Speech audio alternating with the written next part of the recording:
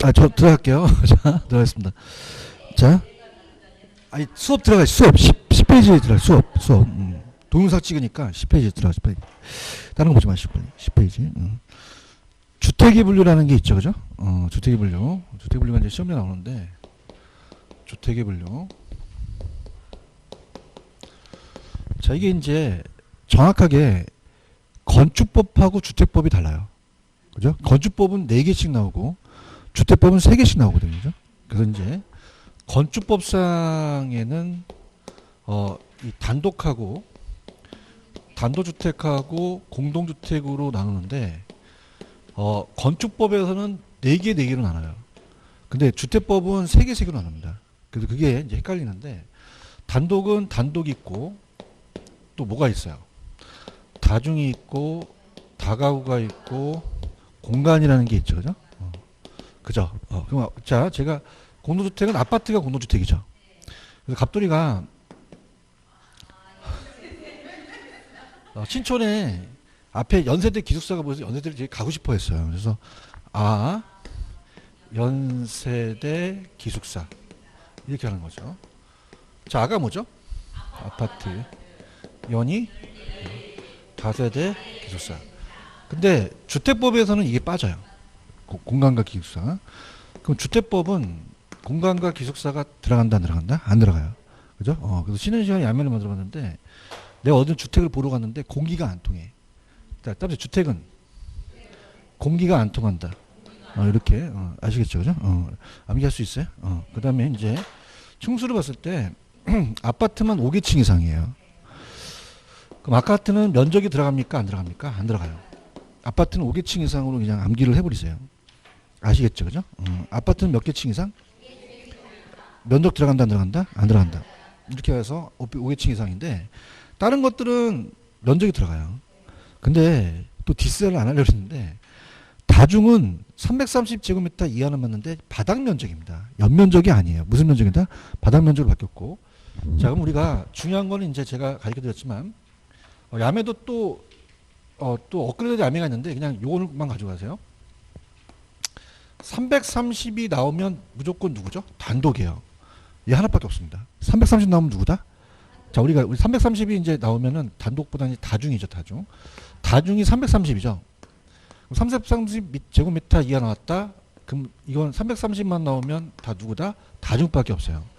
자, 다른 거는 그냥입니까? 다 660입니까? 660이에요. 그죠?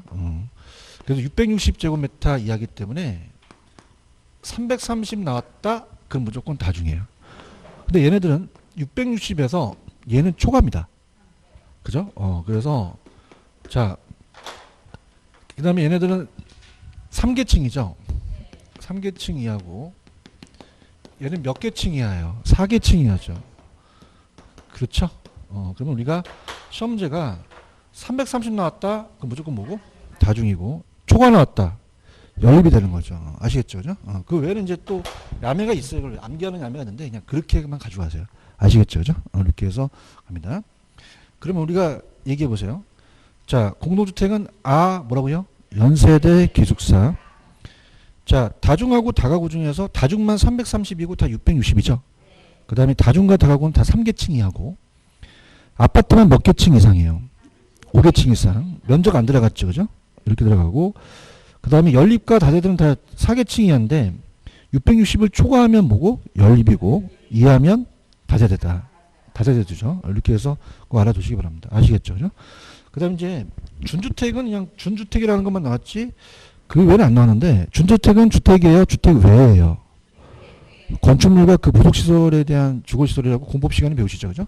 그래서 제가 이것도 야매를 만들어 봤는데, 준주택의 종류가 나올 수도 있어요. 그죠? 찾았습니까? 그래서 우리 아파트가 모자라니까 다 준주택으로 몰려요. 그래서 이렇게 합니다. 어떻게 해오시냐?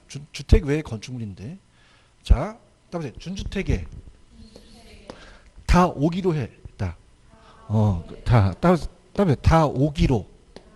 오기로. 다시 한번 다오기로 자, 따라서 다는 다중생활시설이에요. 이해하셨습니까? 따라서 오는 뭐예요? 오피스텔이죠. 찾기나 좀 잘 찾으세요. 자, 라면을 만들었는데 어떻게 찾기도 못 찾습니까? 그죠? 자, 어디에 다 오기로 했다? 준주택에. 근데 제가 노는 또 노라고 하잖아요. 우리가 노시도 노라고 하잖아요. 그죠? 똑같은 거예요. 노. 자, 그러면 다가 뭐라고요? 다중생활시설, 오가 오피스텔, 기가 기숙사, 노는 노인복지주택을 얘기해요. 아시겠죠? 그죠? 할 수 있겠어? 어디로 다 오기로 했어? 준주택으로. 그죠? 아무튼 이거는 진짜 비싼 거예요. 그죠? 아무튼 지금 듣고 있는 거야. 알고 있지, 그죠? 그래서 어느 주택으로 다 오기로 했어. 그냥 다 오기로 했어.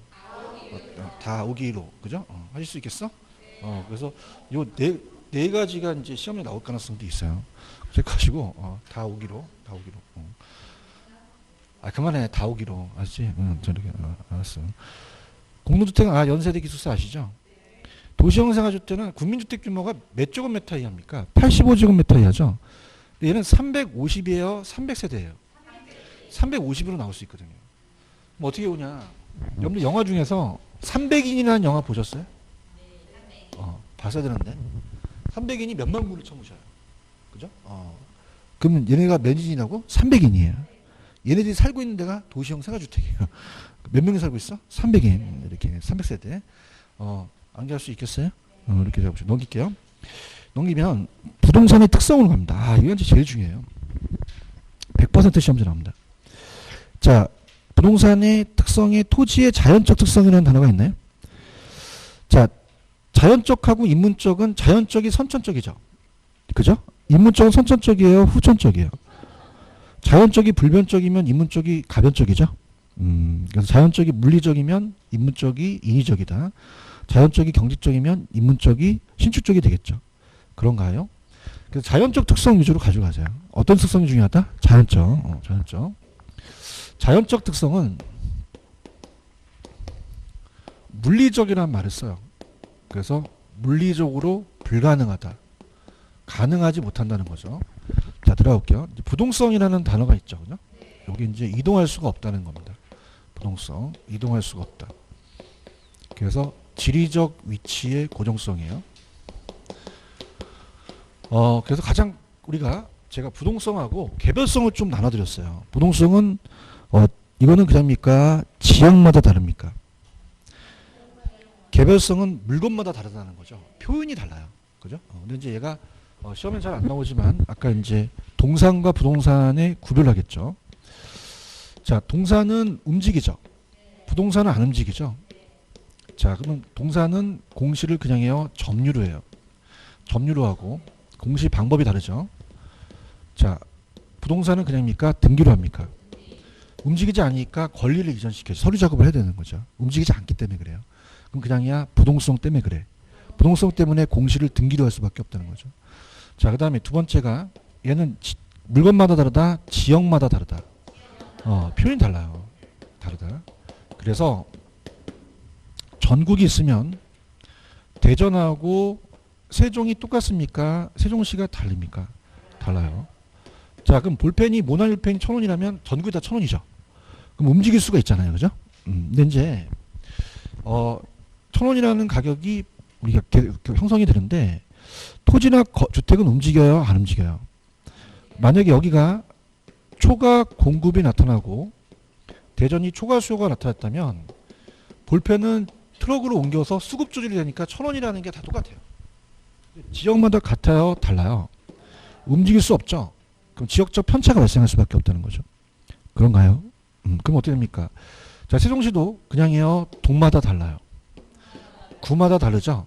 시장이 세분화되어 있죠. 그죠? 그럼 우리가 물건마다 다르다, 지역마다 다르다. 자, 그러면은 자, 하나하나가 구체화 시켜야 돼요. 지역화 시켜야 돼요. 지역화 시키고 국지화 시켜야겠죠? 그 다음에 이제 지역화, 국지화, 세분화라는 말을 씁니다.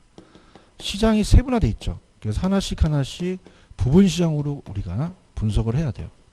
이렇게 되는 게 이제 가장 유력하고, 그 다음에 세 번째는 여러분들이 대전에 땅을 사려면 가만히 있어야 돼요. 임장 활동을 해야 돼요.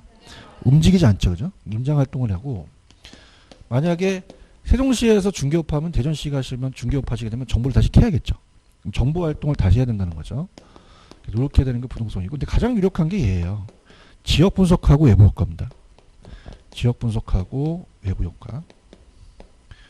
제가 항상 자동차를 예를 들죠. 자동차가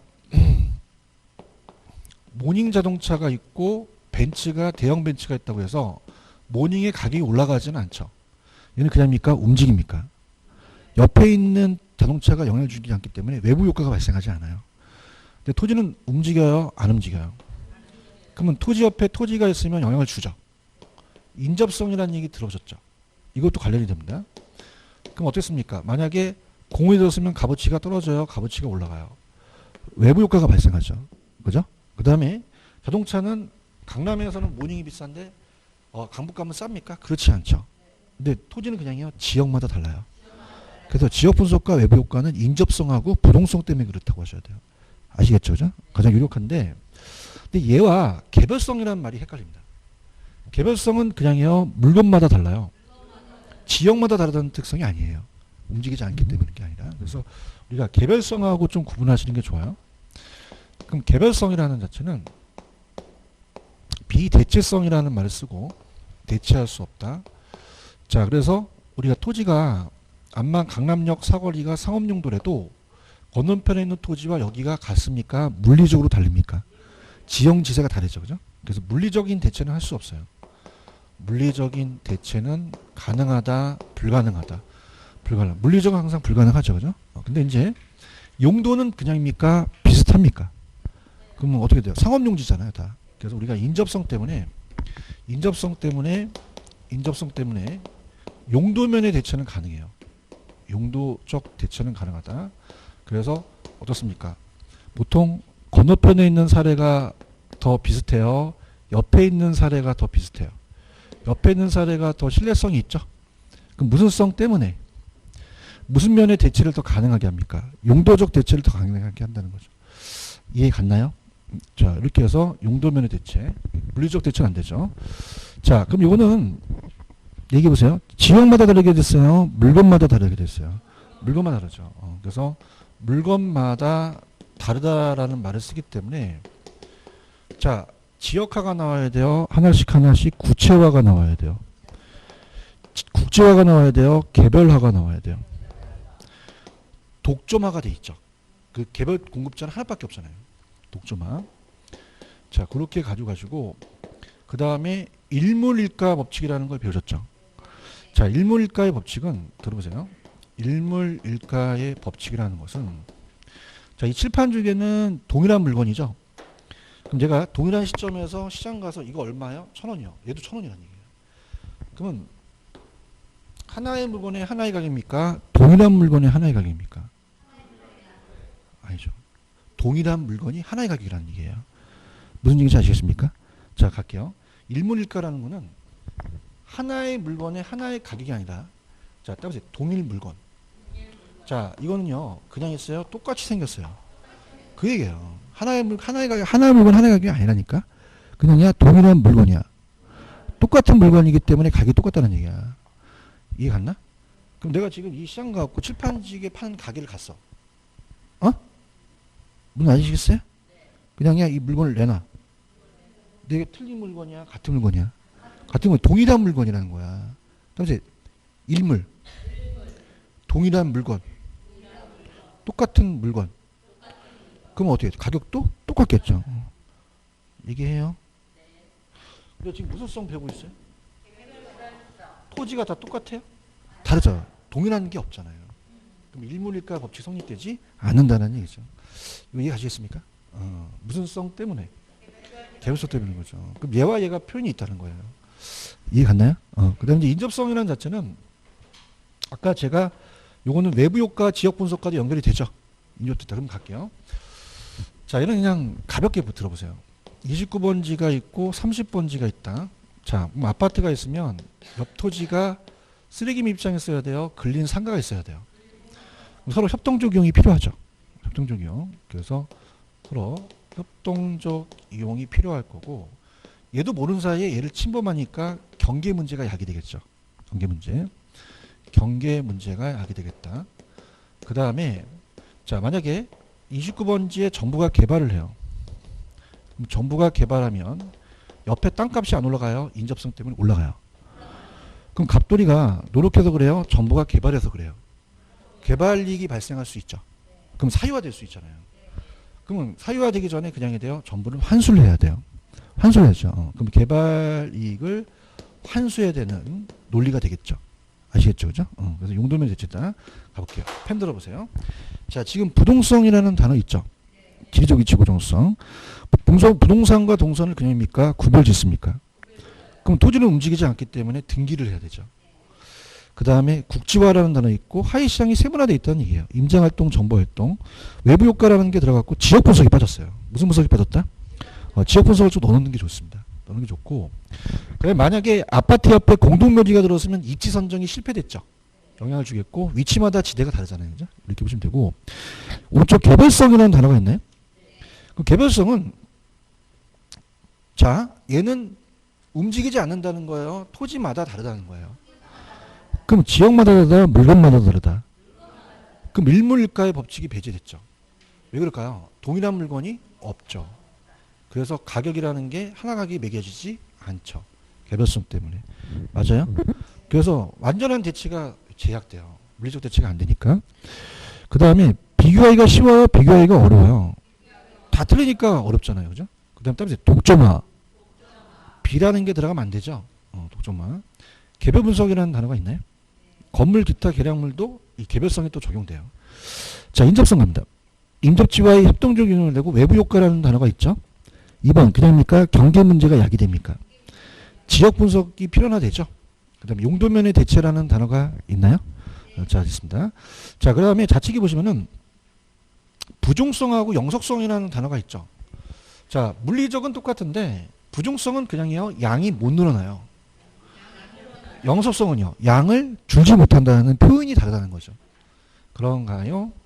자, 그러면 부종성서부터 볼게요. 자, 부종성은 토지가 증가시킬 수가 없어요. 물리적 양이 고정되어 있습니다. 자, 그러면 어떻습니까? 만들 수 없죠. 토지 만든다는 얘기 못 들으셨잖아요. 근데 집판 중에는 그냥요 생산할 수가 있어요. 생산비가 들어가죠. 1,000원이 들어가면 1,500원으로 계산할 수 있거든요. 그게 생산비 법칙이에요. 무슨 법칙이다? 생산비를 알면 가격을 매길 수 있어요.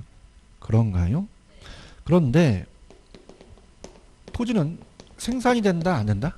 안 되죠. 비생산성이 되죠. 자, 우리가 이 하나님께서 토지를 얼마 주고 만들었어? 알아? 몰라. 장난해? 모르죠. 그러면 아까도 얘기했지만 아까 원가 법칙 정리 안 되는 거죠. 생산비를 모르니까. 그렇죠. 그러면 물리적 공급이 가능하다, 불가능하다?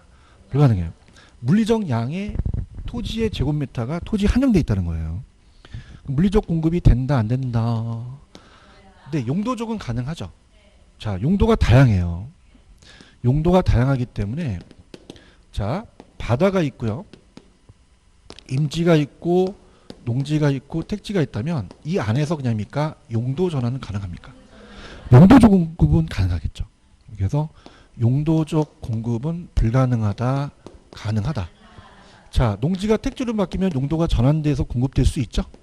그러면서 이제 이걸 가치가 오르니까 경제적 공급이 가능하다 이렇게 얘기를 하고요. 그 다음에 세 번째는 들어갑니다. 땅이 희소하죠. 절대적 희소예요, 상대적 희소예요. 상대적으로 희소하다는 건 뭐냐면 토지의 공급이 수요보다 희소하다는 얘기예요. 그럼 수요보다 많아요? 제한돼 있어요. 그러면 공급자 경쟁이겠어요? 수요자 경쟁이겠어요? 그럼 땅값이 올라가죠. 그래서 집가고라는 또 토지 가격이 올라가는 문제가 또 발생할 수가 있고요. 건물을 고층화시키죠. 조방적이에요? 집약적? 집약적이죠.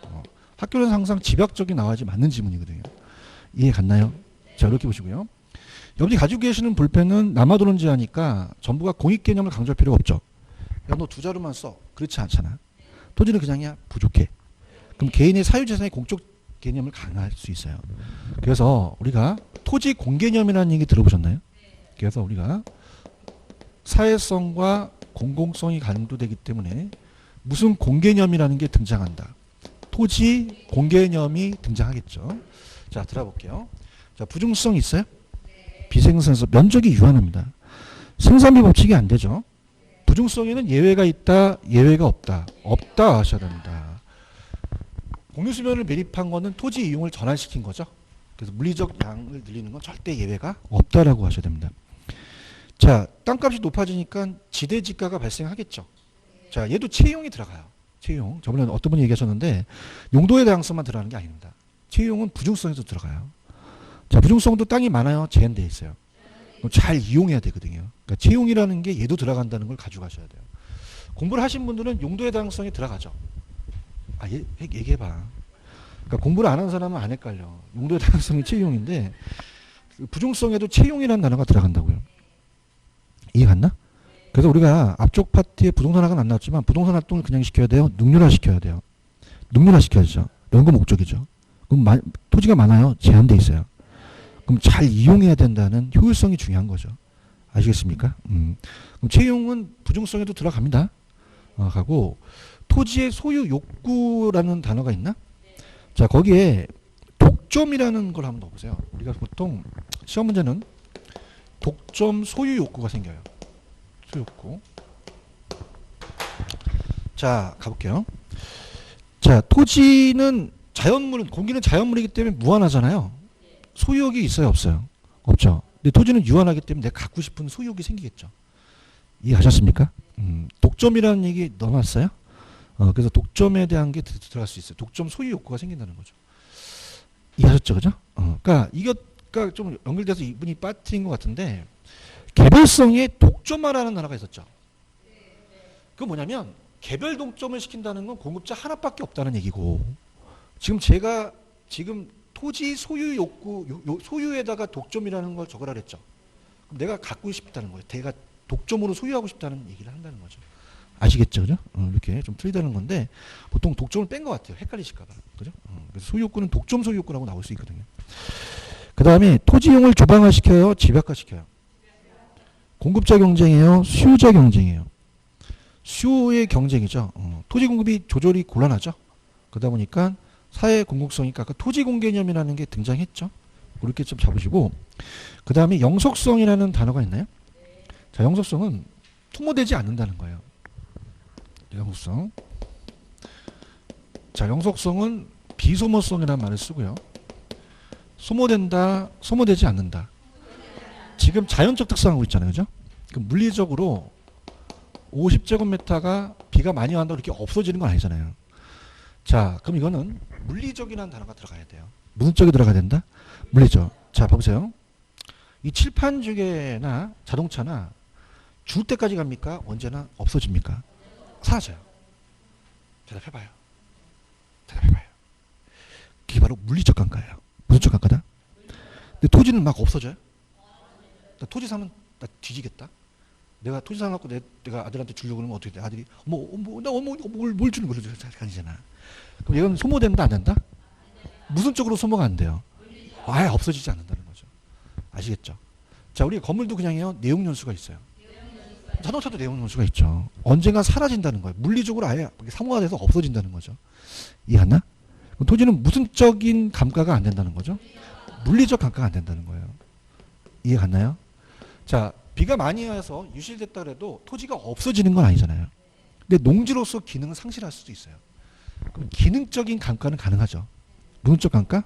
기능적 감가는 가능하고요. 또 어떤 감가도 가능하냐면 경제적 감가도 가능해요. 이게 가장 어려운 지문이에요. 그래서 경제적 감가. 자, 이게 다 감정평가에 나오는 거거든요. 들어보세요. 아까 아파트에 공문이 들었으면은 좋지만 공동묘지가 들었으면 아파트 땅값이 어떻게 될까요? 떨어져요. 그런가요? 자, 그럼 이거는 치유가 가능합니까? 치유가 불가능합니까? 그럼 무슨적 감가? 경제적 감가라는 거죠. 그러니까 토지는 경제적 감가가 됐다는 말을 쓸 수 있다는 얘기죠. 이해하셨죠? 그죠? 이게 감정평가이기 때문에 어려워요. 아시겠습니까? 그래서 가고 그러면 물리적으로 써도 없어지지 않으니까 남을 빌려줄 수 있죠. 자, 그러면은 내가 가지고 있는 소유이익만 있는 게 아니라 남을 빌려줄 수 있는 이용이익도 분리가 가능해서 우리가 임대차 시장이 발달되어 있습니다. 자, 여러분들 빵은요 빌려줘요, 못 빌려줘요? 빵을 빌려줘요? 빵은 소모되는데 파리바게트에서 5,000원짜리 빵 사왔는데 자꾸 쉬는 시간에 화장실 가서 옆에서 빌려달라는 거야. 너 얼마 줄래? 1,000원 준다니까. 갔다 오니까 그냥야 다 쳐드셨어. 빌려준다는 건 나한테 다시 와야 된다는 얘기야. 가자. 빵 어떻게 빌려줘? 장난해? 먹으면 없어지잖아. 조용히 좀 해봤자. 빌려준다는 거는 내가 빌려주고 갖고 오는 거야. 이게 임대차 시장이거든. 그럼 자동차도 못 쳐먹잖아. 그럼 자동차도 렌트카 시장이 있잖아. 주택도 전세 시장이 있고. 맞나? 근데 자동차, 주택, 토지 중에서 누가 제일 오래 가? 그래서 이 영속성이라는 게 이걸 얘기하는 거야. 임대차 시장이 발달돼 있다고. 분위기가 안 좋아. 빵은 못 빌려주잖아. 빵은 빌려준다는 얘기 못 하잖아. 없어지니까. 맞지? 근데 토지는 그냥이야 안 없어져. 자동차, 주택, 토지 중에서 토지가 제일 안 없어진다는 얘기야. 무슨 시장이 제일 발달됐다는 거야? 임대차 시장이 발달된 거죠. 그래요? 그 다음에 장기 투자를 할 수 있다는 거야. 토지를 사놓게 되면은 그냥요 땅을 빌려줘요. 소득이득이라는 건 임대료죠. 그래서 지대를 받습니다. 나중에 그냥이야 양도 차익도 있어. 자본이득도 있다는 거죠. 그럼 여러분들이 양도 차익을 원해, 임대료를 더 원해? 양도 차익을 원하시면 투기꾼입니다. 그러면 그냥이야 둘 다 원해. 그래서 장기라는 거죠. 그죠? 투자는 장기 투자를 해야 되는 거죠. 왜? 토지가 오래 가니까. 맞아요? 그럼 우리가 임대료도 받고 양도 차익도 얻을 수 있다는 거죠. 그럼 우리가 시험에 나왔던 게 토지 가격이 떨어졌다도 그냥입니까? 매각을 미룰 수도 있습니까? 그렇죠. 영속성 때문에 가능한 거예요. 아시겠습니까? 그 다음에 단기적 배려예요? 장기적 배려예요? 장기적 배려입니다. 내가 땅을 샀는데 지금 주거지예요. 근데 이게 5년 있다 중심상업지구로 바꾼대. 그럼 그냥이야 가지고 있어야 돼. 그렇지. 그러면 일시적으로 내가 주택 짓는 것보다 주차장으로 이용하는 게 낫지. 그럼 그냥이야 미래를 내다봐. 오래 가니까 그런 거예요. 장기적 배려를 하는 거죠. 아시겠습니까? 하루살이는 하루만 살지. 장기적 배려할 필요가 있나? 내가 잡아갖고 너 장래 꿈이 뭐니? 그럼 난 죽이려고 할 거예요. 아시겠습니까? 그럼 인생도 그냥이야 수명이 오래 가. 미래까지 내다봐야 되는 거잖아요. 그죠? 그럼 여러분들 그냥이야 관리를 잘해야 돼. 40세인데 막 60세로 보일 수도 있잖아. 그죠? 그래서 토지가 오래 가니까 주택도 관리 잘해야 돼요. 관리 일을 크게 하겠죠. 그죠? 그런가요? 그냥이야 장래를 예측해야 돼. 예측하고 미래의 수익을 봐야 된다는 거죠. 아시겠습니까? 그 다음에 5번째. 자, 칠판 중에는 생산만 돼요. 나중에 소모도 돼요. 그러면 재생산할 수 있죠. 그죠? 근데 토지는 소모가 됩니까? 안 됩니까? 재생산이라는 말을 쓸 수 없다는 거죠. 맞습니까? 근데 여기서 가장 헷갈린 게 이거예요. 자, 얘는 재생산이에요? 생산비 법칙이에요? 이건 뭐냐면 토지가 만들어낼 수 없고 증가시킬 수 없기 때문에 그런 거예요. 그런가요? 근데 재생산하려면 그냥 돼요. 소모가 돼야 돼요. 소모가 되시 다시 생산, 다시 탄생하시잖아요. 응? 그럼 요거는 그냥이야 재라는 게 붙어.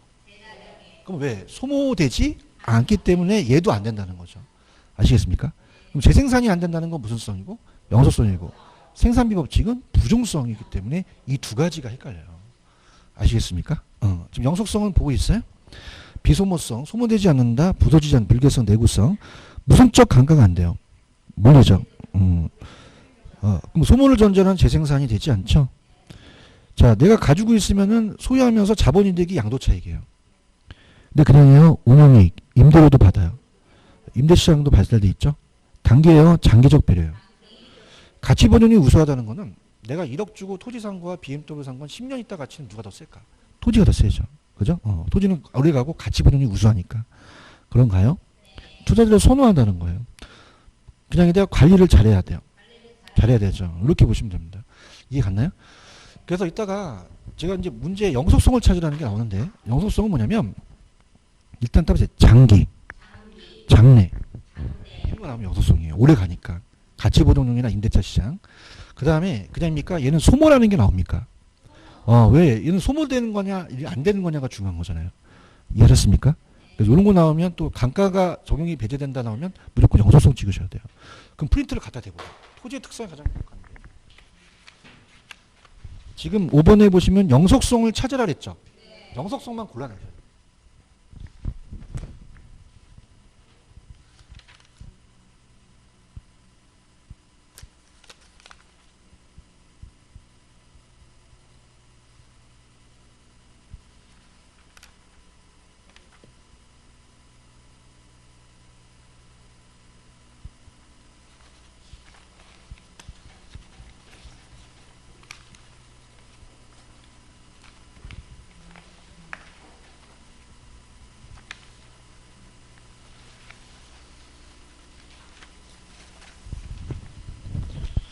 자, 1번. 자, 칠판 보세요.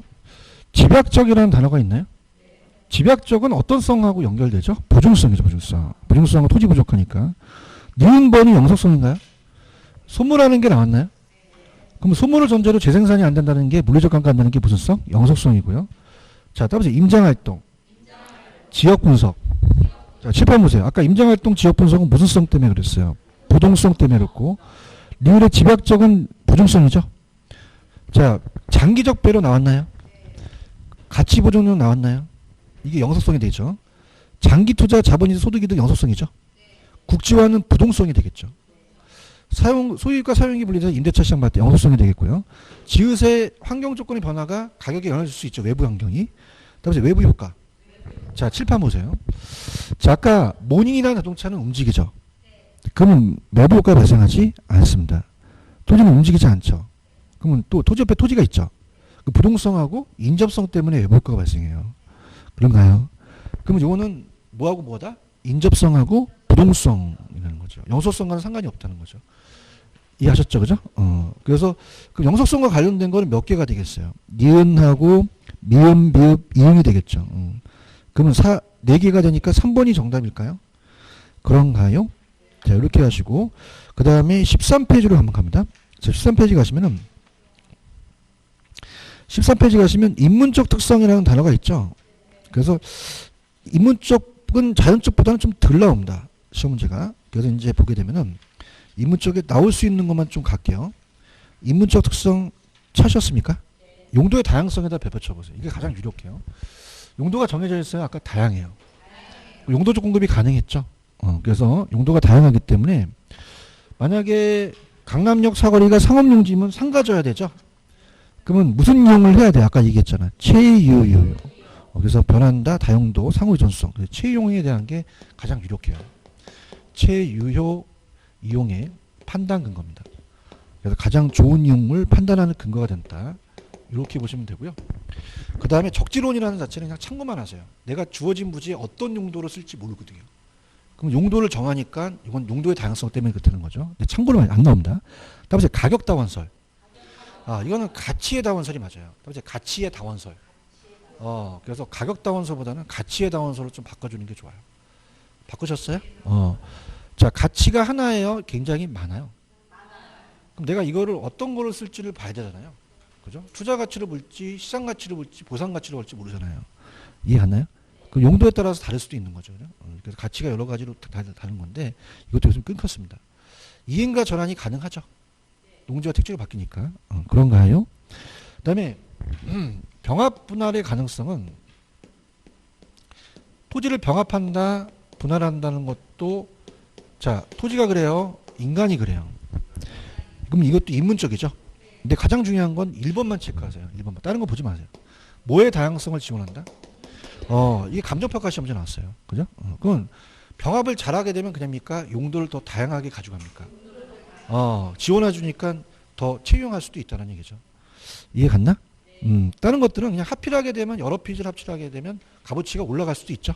규모공제가 발생해서 프로테이지 현상이고 한정 가격이라는 건 그냥 들어보세요. 나오니까 할게. 만약에 토지가 얘가 갑돌이가 1억인데 을돌이도 1억이다. 그럼 합치면 값어치가 올라간대요. 그죠? 그럼 이제 한정 가격. 다른 토지에서 얘네 토지로 한정이 돼 있어요. 한정이 돼 있기 때문에 이런 게 나타난다는 건데 그냥 1번만 가져가. 용도의 다양성이라는 게 있나? 그것만 가져가시고 넘기시면은 위치가 변할 수도 있죠. 위치의 가변성이라는 게 있죠. 자, 이따 보겠지만 절대적 위치가 바뀌어요. 외부 환경이 바뀌어요. 그러면 요거는 인문적 환경이 바뀐다는 거죠. 그래서 사회적, 경제적, 행정적 요인의 오리선다로 바꿀 수 있으니까 그 내용만 봅니다. 그러니까 위치가 사회적, 경제적, 행정적으로 바뀌는 거예요. 자, 그러면은 사회적은 인간 관련돼요. 그래서 공공시설이라든지 자, 똥을 쳐보세요. 그래서 인간이 인구죠. 또 가족이 구성되죠. 가구고 또 인간은 공공시설이 필요하잖아요. 또 사회니까 사회복지가 되고 관행이라든지 건축양식.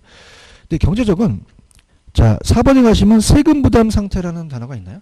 이게 뭐냐면 우리가 조세의 전가라는 얘기 들어오셨잖아요.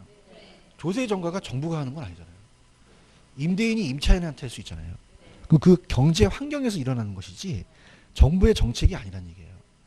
이해하셨습니까? 근데 행정에 보시면은 세제라는 단어가 있나요? 자, 아까도 얘도 세금이고 얘도 세금이에요. 근데 세제는 조세 제도가 바뀌어요. 그냥이야 제도가 바뀌어. 그럼 행정적인 게 바뀐 거죠. 이해 갔나? 그래서 세부담의 상태는 정부의 개입이 있는 것이 아니라 지금 경제 활동하는 게 시장이잖아요. 그래요? 그 만약에 임대인한테 정부가 세금을 때렸어요. 가만히 있어요. 임차인한테 전가시켜요. 정부가 한 겁니까? 안 한 겁니까? 정부가 한 게 아니죠. 지네들끼리 부담을 우리가 왔다 갔다 하는 거기 때문에 경제적인 걸로 볼 수 있다는 얘기예요. 이해하셨죠? 그죠? 그다음에 교통체계 상태라는 게 잘 나오는데 교통체계의 상태는 전철이 뚫렸어요. 여기에 3번 출구가. 뚫리자마자 인구가 사회적이 바뀌어요. 정책이 바뀌어요. 상권이 바뀌어요.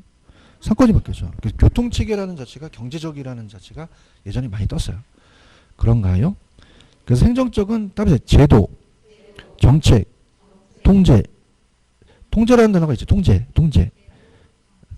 아니 거기 동그라미 쳐. 정책, 통제 있잖아. 세제 있지. 세제. 조세제도. 그 다음에 계획, 규제라는 단어가 있죠. 자, 이건 다 누가 하는 거예요? 정부가 다 하는 거잖아요. 행정적이 바뀌는 거죠. 아시겠죠? 그죠? 그래서 이 오지선다로 예전에는 많이 떴는데 요즘 좀 뜸합니다. 뜸해서 예전에 이제 한 2년 전에 감정평가 학교론 시험에 나온 적은 있었거든요. 그래서 일단 예전에 나왔었기 때문에 이걸 구분할 정도는 가져가셔야 돼요. 아시겠죠? 그죠? 감정평가 연결되기 때문에 자, 그렇게 염두에 보시면 됩니다. 이해하셨죠? 여기까지 하고 조금만 쉬었다가 갈게요. 좀만 쉬세요.